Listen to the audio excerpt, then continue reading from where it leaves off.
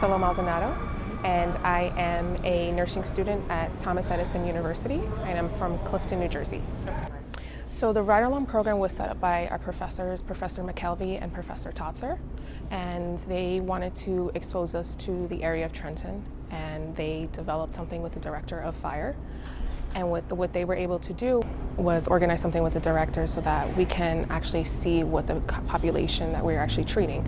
I thought it was a great program because of the significance of, one, developing partnerships in the community, and then also allowing them to see firsthand what we deal with as first responders. And also it allows us to provide an extra level of service to the community. We do our clinical rotations at Capitol Health Hospital, and which is in Trenton. One of the locations is in Trenton, and with that we are able to see what happens before a patient gets to the hospital. So the first emergency that we responded to was an overdose patient. She was in her house unconscious on the floor, and her parents found her.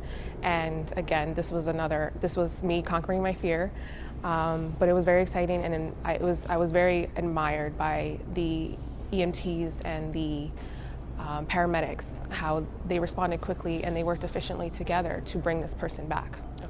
Edison State University is one of our community partners and allows the firefighters to understand the importance of partnerships and how we use partnerships to reduce the risk in the community.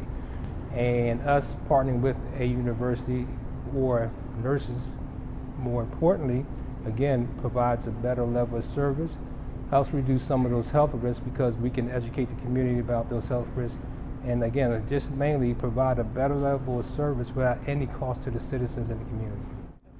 Some of my fears would have to be panicking in an emergent situation, which the ride-along program definitely exposes you to that area, and some of the firemen and the EMTs that I did work with, I was able to observe how they work in their environment so that I can take whatever that they do and use that in my practice as a nurse. And I was able to almost conquer my fear that way because I can now I know that it's okay to slow down and think about everything that it is that you need to be doing.